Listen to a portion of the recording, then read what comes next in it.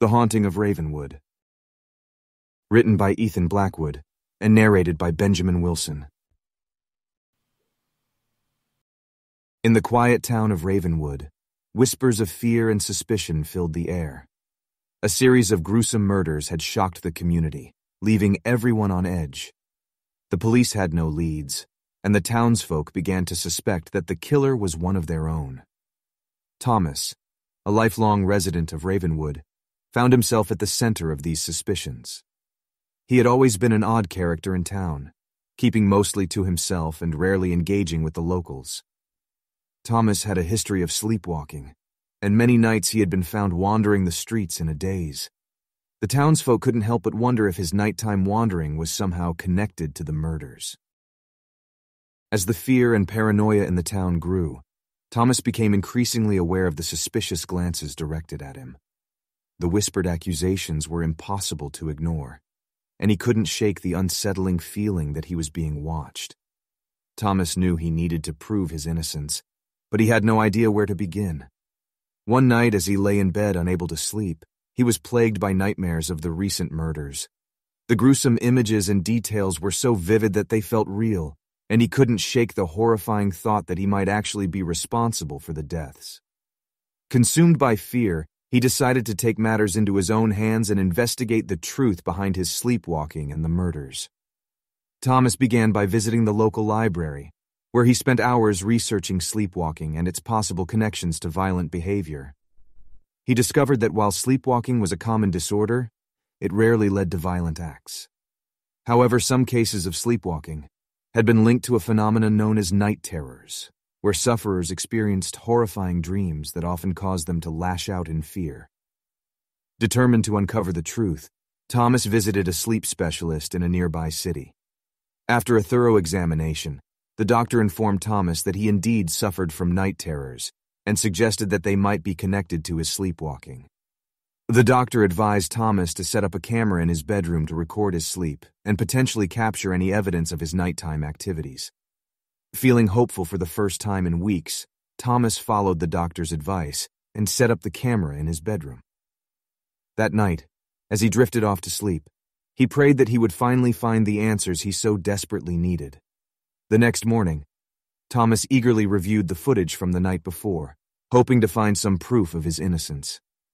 As the video played, his heart raced with anticipation and dread, unsure of what he might discover.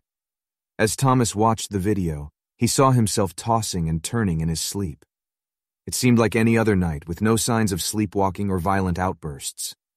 Disappointed but still determined, he decided to continue recording his sleep for the next few nights.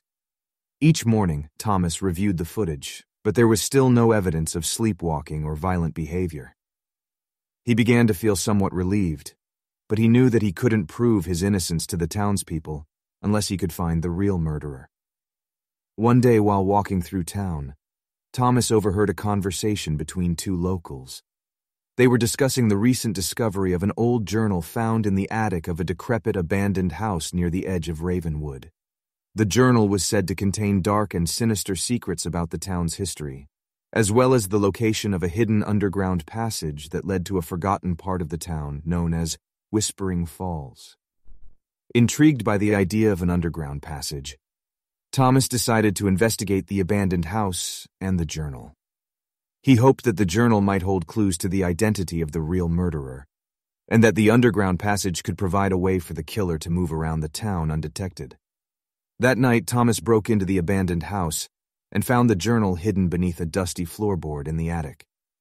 As he flipped through the pages, he discovered that the journal belonged to a man named Jonathan Avery, a former resident of Ravenwood who is rumored to have practiced dark arts and dabbled in the occult. The journal contained detailed accounts of Avery's experiments with summoning spirits, and described a hidden underground passage that led to a secret chamber beneath the town. This chamber, according to the journal, was used for dark rituals and sacrifices, and it was rumored to be haunted by the spirits of those who had died there. In the final pages of the journal, Thomas found a cryptic message written by Avery, which seemed to suggest that the spirits haunting the chamber could be summoned and controlled by someone who knew the proper rituals. The message ended with a chilling warning: "Beware the power of the spirits, For they are restless and vengeful, and they will seek retribution upon those who disturb their eternal rest. Feeling a growing sense of dread, Thomas realized that the underground passage and secret chamber could be the key to solving the murders. He knew he had to find the entrance to the passage and uncover the secrets hidden within the chamber, even if it meant facing the vengeful spirits that lurked in the darkness. Armed with the knowledge from Avery's journal, Thomas set out to find the entrance to the hidden underground passage. He searched the town's old records, eventually discovering an old map that revealed the entrance's location. A hidden door in the cellar of an old abandoned church on the outskirts of Ravenwood. As night fell, Thomas ventured to the church, flashlight in hand. He entered the dusty, cobweb-filled cellar and found the hidden door barely visible behind stacks of rotting wooden crates. With a deep breath and a heavy heart, he pushed the door open, revealing a dark, narrow passage that led deep underground. Thomas descended into the passage, the air growing colder and damper with each step. The walls were lined with ancient symbols and runes, which seemed to emit a soft, eerie glow. He couldn't help but feel an overwhelming sense of dread. But he knew that he needed to uncover the truth to clear his name and protect the people of Ravenwood. The passage eventually opened up into a large, cavernous chamber, lit by flickering torches that cast sinister shadows on the walls. In the center of the chamber stood a massive stone altar, stained with the dark residue of long-forgotten sacrifices. The air was thick with an oppressive energy, and Thomas felt the presence of the restless spirits that haunted the chamber. He carefully examined the chamber, searching for any clues that could help him uncover the identity of the murderer. As he approached the altar, he noticed a collection of items that seemed out of place. A set of worn tarot cards, a small, intricately carved wooden box, and a blood-stained knife. It appeared that someone had been using the chamber recently and had been attempting to perform the dark rituals described in Avery's journal. As Thomas picked up the wooden box, he felt a sudden, powerful gust of wind that extinguished the torches, plunging the chamber into darkness. A cacophony of whispers filled the air, the voices of the vengeful spirits that haunted the chamber. They hissed and snarled, their anger and hatred palpable in the suffocating darkness. Thomas's heart pounded in his chest as he fumbled with the wooden box, trying to pry it open in the darkness. The whispers grew louder, the spirits' fury escalating as they sensed his intrusion into their unholy sanctuary. As the lid of the box finally came loose, a blinding light filled the chamber, banishing the shadows and driving the spirits back into the depths of the underground passage. Inside the box, Thomas found a small, ancient-looking parchment. Upon closer examination, he realized it was a map of Ravenwood, marked with the locations of the grisly murders. It was apparent that the perpetrator had been using the map to plot their next move. A horrifying thought struck him. What if the murderer was someone from Ravenwood? Someone who knew about the dark history of the town and had access to the church's hidden chamber? With this chilling possibility in mind, Thomas decided he needed to find the person responsible before they could claim another victim. As he made his way back to the surface, he considered the information he had gathered. The murderer had a deep knowledge of the town's history, a fascination with dark rituals, and a sadistic streak that drove them to kill. There was only one person in Ravenwood who fit that description, the town's eccentric librarian, Mr. Eldritch. Thomas knew that confronting Eldritch would be dangerous, but he had no other choice. He approached the library under the cover of night, the wind howling through the empty streets as he made his way to the imposing stone building. He found the door unlocked, and with a sense of foreboding, he stepped inside. The library was a labyrinth of towering bookshelves, shrouded in darkness and filled with the musty scent of old paper. As Thomas crept through the stacks, he heard a faint, sinister laughter echoing through the halls.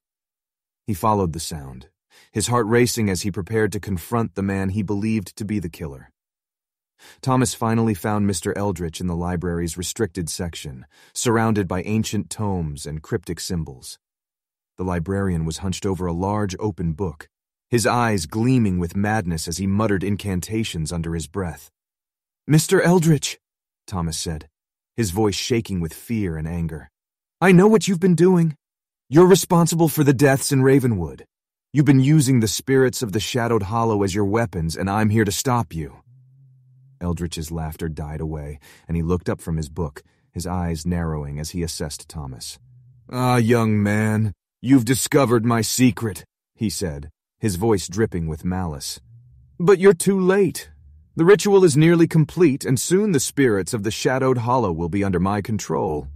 There's nothing you can do to stop me." Thomas's eyes darted around the room, searching for a way to thwart Eldritch's plan. He spotted the ancient parchment he had discovered in the hidden chamber still clutched in his hand. He noticed a symbol on the parchment that matched one in the book Eldritch was using. It was a long shot, but he had to try. With a determined cry, Thomas lunged at Eldritch, using the parchment to disrupt the ritual. The room filled with a blinding light, and an otherworldly scream echoed through the library as the spirits of the Shadowed Hollow were released from their bindings. The energy surge knocked both Thomas and Eldritch to the ground.